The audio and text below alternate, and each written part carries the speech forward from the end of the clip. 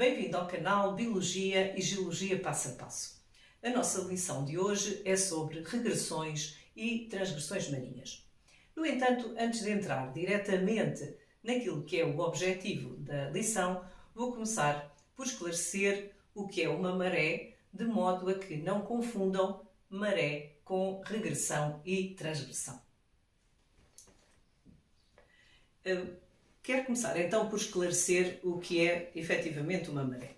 Para isso, vamos pensar na Terra, a geosfera, que aqui está representada por esta circunferência a negro, e pela hidrosfera constituída pelo oceano, que aqui está representado a azul. Ora, aquilo que podemos considerar é que o mar é contínuo e então há aqui uma continuidade desta circunferência em torno da geosfera. No entanto, as coisas não se passam exatamente assim, porque nós temos um astro muito próximo de nós que exerce influência sobre tudo o que se passa aqui na Terra. Esse astro é a Lua.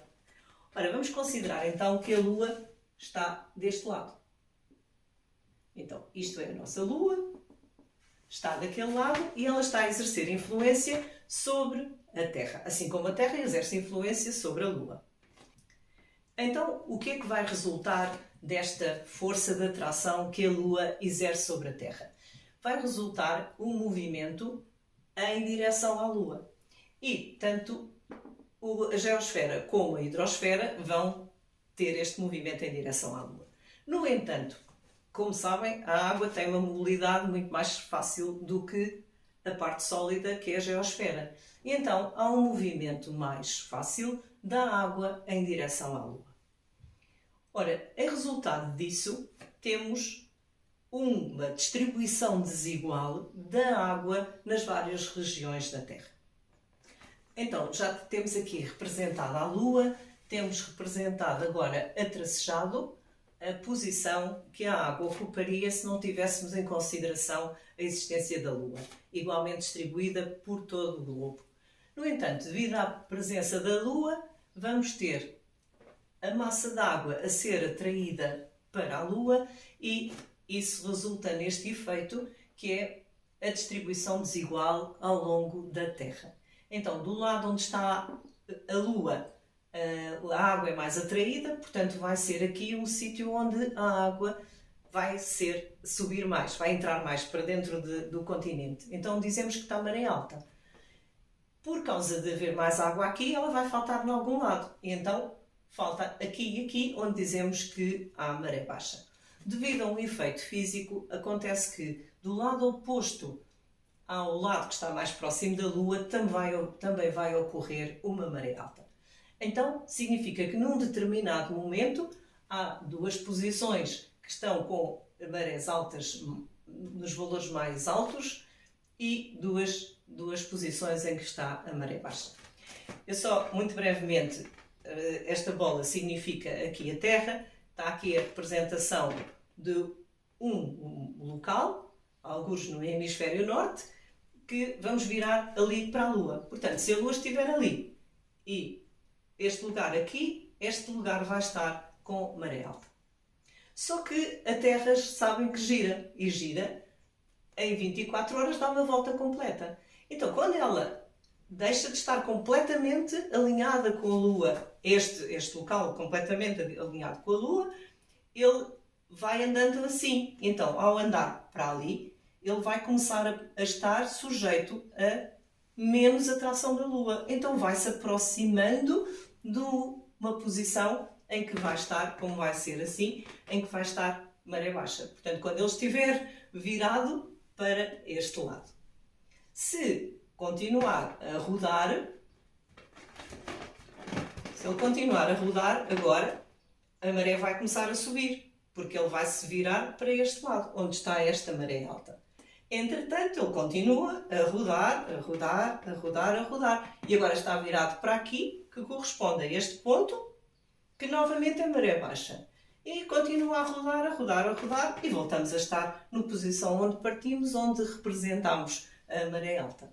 Então, ao longo de 24 horas, enquanto a Terra dá uma volta completa a si própria, no seu eixo, o seu movimento de rotação, vão ocorrer duas marés altas e duas marés baixas. Então, isto acontece todos os dias, duas marés altas e duas marés baixas, devido ao movimento de rotação da Terra e devido à força de atração que a Lua, principalmente a Lua, exerce sobre tudo o que há próximo. Acontece que também há aquilo que se chamam marés sólidas, mas a evidência é muito pequena, enquanto que a evidência das marés líquidas, que é o que se passa no mar, é bastante grande. Acontece então que, muitas vezes, as pessoas, ao pensarem no que é uma regressão marinha e uma transgressão marinha, confundem isso com as marés. Ora, como já vimos, as marés ocorrem diariamente. Ora, isto não corresponde a uma regressão e uma transgressão marinha. De uma forma muito simplificada, imaginemos que isto é a linha de costa, aqui vai a descer, não é? Temos aqui o declive para o interior mais do mar e vamos pensar que isto aqui é aquilo a que chamamos o valor médio ou da posição da água relativamente aqui a esta costa. Então, isto é o nível médio da água do mar. Nível médio. Porquê nível médio? Porque eu tenho que considerar que ao longo dos dias a água umas vezes vai estar aqui, vai subir, e outros dias vai estar aqui, vai descer. E ela varia dentro destes dois níveis, um máximo e um mínimo. O nível médio é este. E isto acontece diariamente. Sobe, desce, sobe, desce, sobe, desce, eu determino o nível médio. Quando eu falo em transgressões e em regressões, o que eu estou a referir é na variação do nível médio. Então, o nível médio deixa de ser este. Se for uma transgressão, o nível médio vai subir. Então, se o nível médio, até basta, eu só não vou fazer porque torna difícil a compreensão, mas eu vou representar aqui com uma outra cor. Se o nível médio passar para aqui, se o nível médio, vou fazer assim, passar para aqui, quer dizer que quando houver maré alta e maré baixa, a maré já vai subir, por exemplo, para aqui, e vai descer, por exemplo, para aqui. Ou seja, agora sim, eu estou a assistir àquilo a que chamo uma transgressão. O nível médio está a subir.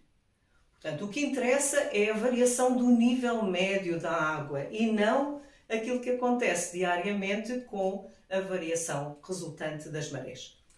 Então, resumindo, transgressão é uma subida do nível do mar que resulta na subida do nível médio da água do mar. Uma regressão é uma descida do nível do mar, que é, na realidade, uma descida do nível médio da água do mar. Então, é ponto assente que uma transgressão marinha é a subida do nível médio da água do mar. Ora, quando isso acontece essa transgressão marinha, isso acontece porquê? Ora, a transgressão marinha pode acontecer quer porque a Terra desce, há uma subsidência da zona continental, ou porque há mais água no oceano. Então, mas porquê que pode haver mais água no oceano? A água que existe na Terra, que é um sistema fechado, não é limitada? Claro que é limitada, mas não nos podemos esquecer que a água pode estar em dois estados físicos, em três, mas aqueles que vamos pensar aqui agora são dois estados físicos, sólido e líquido, e que o mar é a água no estado líquido. Se a água que está nos continentes, nos glaciares, nas calotes polares, se fundir, então essa água que está sobre o continente, para onde é que vai correr? Vai correr para o mar. E é nessa altura que o nível do mar vai subir. Então, as transgressões decorrem de um aumento da temperatura média da Terra. Se a temperatura subir, vai haver um aumento do degelo. O aumento do degelo leva a que mais água corra do continente para os oceanos e isso leva a que o oceano suba e por isso vai aumentar a área ocupada pelo oceano e vai obviamente diminuir a área emersa, ou seja, a área que fica fora d'água. Ao longo da história da Terra, as regressões e as transgressões têm acontecido frequentemente. Mas podemos pôr a questão, mas como é que sabemos? E há alguns indícios que nos podem levar a tirar essas conclusões. Se eu pensar na deposição dos sedimentos na zona mais próxima da praia, ou seja, na zona de transição entre o oceano e o ambiente continental, aquilo que verifico é que os sedimentos de maiores dimensões que são mobilizados pelo mar vão se depositar mais próximo da praia. Então eu representei aqui, de uma forma simplificada, sedimentos. Areia do tamanho maior dos que aqui representei. Acontece que o mar tem, progressivamente, à medida que vai aumentando a profundidade, vai tendo progressivamente, em termos globais, menor energia, a que se chama de diminuição do hidrodinamismo. Então, vamos depositar sedimentos de menores dimensões, porque se ele tem menos energia, não consegue transportar já estes sedimentos com este tamanho. Então, se não os consegue transportar, o que é que lhes acontece? Eles estavam lá, depositam. Entretanto, se eu ainda continuar a descer, vou poder encontrar argila, porque são sedimentos de menores dimensões e, como eu vos disse, a energia vai diminuindo. Então, o normal é eu encontrar esta sequência. Mais próximo da praia, sedimentos de maiores dimensões, depois diminuem os sedimentos e depois diminuem ainda os sedimentos. Se o mar for um mar calmo, de água morna e com uma área suficientemente significativa, podemos ter ainda aqui a deposição de outro tipo de sedimentos, que são os calcários. No entanto, aquilo que eu vos queria explicar vai basear-se nisto que eu aqui representei. Ora, o que é que vai acontecer? E agora podem parar, se calhar, até um pouquinho para pensar. O que é que acontece se o nível médio da água do mar subir? A tal transgressão. Portanto, isto é o nível médio. Nível médio. Não é a variação das marés. Portanto, é o nível médio da água do mar. Se ele subir, portanto, ocorre uma transgressão, vamos fazê-lo subir. Isto corresponde à transgressão. O nível médio deixou de ser aquele e passou a ser mais acima. Bom, isto até tem que completar aqui mais esta linha, senão nem chega ao mar aqui. Então, transgressão, o nível agora já está mais acima. É o nível médio T, que é o nível médio da transgressão. Transgressão relativa ao momento em que nós estávamos aqui a considerar o nível médio inicial. Então, o que é que vai acontecer? A lógica mantém-se. Então, se a lógica se mantém, quer dizer que os sedimentos de maiores dimensões, onde é que se vão depositar? Na zona mais acima. Então, vamos ter aqui sedimentos de maiores dimensões. E depois, o que é que vai acontecer? A seguir, os de dimensão intermédia, que aqui representamos por silt. Então, por cima destes, vamos ter depósito destes. Por cima dos silts, vamos ter então de menores dimensões ainda, porque o hidrodinamismo está a diminuir. Então, aqui vamos ter as argilas. É claro que pode haver sobreposição ainda, depende da diferença que ocorrer aqui na transgressão. Então, para que é que isto me pode servir? Pode-me servir para, quando eu observo estas sequências, então se eu observar uma sequência em que tenho sedimentos de maiores dimensões abaixo dos sedimentos de menores dimensões, então o que é que isso me indica? Indica-me a ocorrência de uma transgressão. Claro que isto estou a falar de sedimentos marinhos. Então, silt por cima argila, areia por cima silt, está a indicar a ocorrência de uma transgressão. O que é que se passa se ocorrer uma regressão? Vamos então voltar ao nível médio e pensar o que acontece se ocorrer uma regressão.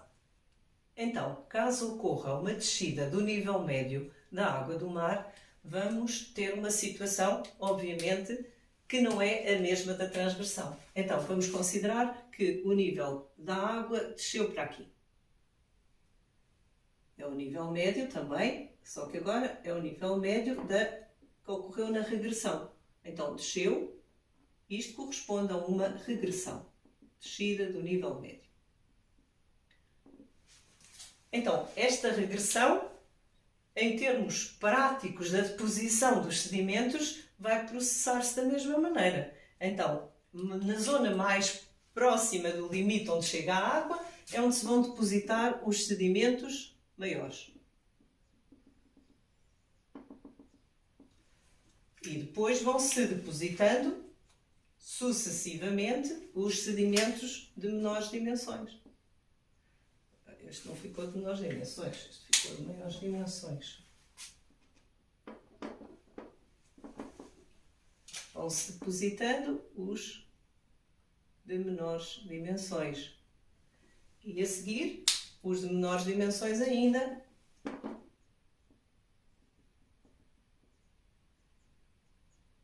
que poderíamos observar. Então, o que é que eu posso ver aqui?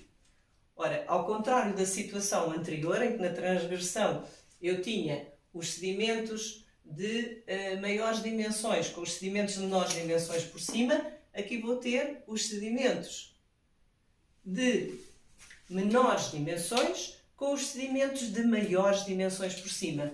Por exemplo, tenho silt com areia por cima, tenho argila com silt por cima, o que significa então, quando eu encontrar esta sequência de sedimentos marinhos, eu posso concluir que ocorreu uma regressão.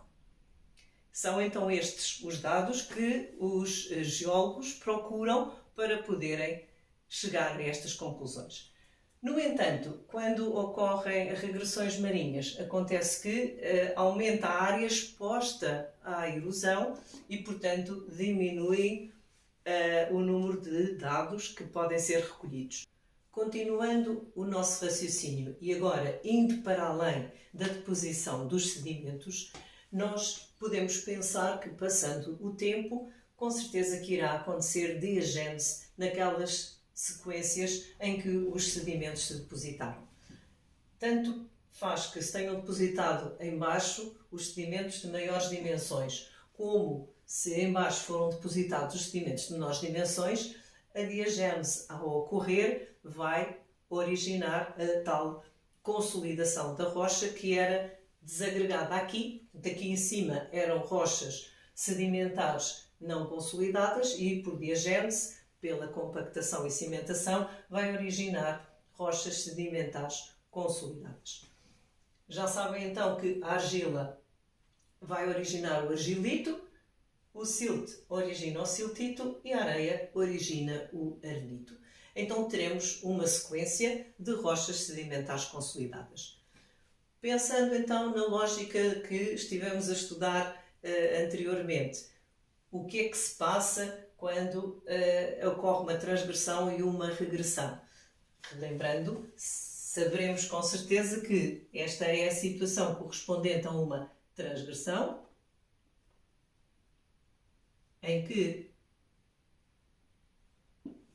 o avanço do mar fez com que, sobre sedimentos que estavam na zona de transição, como por exemplo a areia, tenham passado a ser uma zona de maior profundidade e, portanto, com menos hidrodinamismo, e daí ter havido deposição de sedimentos de menores dimensões, e neste caso corresponderia a uma regressão, em que o recuo do mar, a diminuição da tal linha do nível médio da água do mar, fez com que, por cima de zonas que antigamente o hidrodinamismo era reduzido, passasse a existir um hidrodinamismo maior e, por isso, passou a haver deposição de sedimentos progressivamente de maiores dimensões. Para terminar, quero chamar a atenção que também é possível haver outros dados que nos levam a tirar conclusões acerca da existência de uma transgressão. Por exemplo, Consideremos esta situação em que temos um ambiente tipicamente continental, temos aqui um ambiente de transição e temos aqui um ambiente marinho. Vamos então imaginar a linha do nível médio da água do mar a subir e vir progressivamente ocupar esta área que é exclusivamente continental. Ora, aquilo que se passa aqui é que se houver aqui sedimentos, estes sedimentos são exclusivamente de origem continental. Mas se eu considerar que o mar está a invadir a terra, vai haver uma altura em que aqui vão existir sedimentos de origem de transição. Porque o mar está aqui, mas ainda não cobriu, mas evidentemente já está bastante mais longe da linha de onde estávamos a partir. Por outro lado, se ele chegar a ocupar mesmo este ambiente que era continental, então aqui vamos acabar por encontrar os sedimentos de origem nitidamente marinha.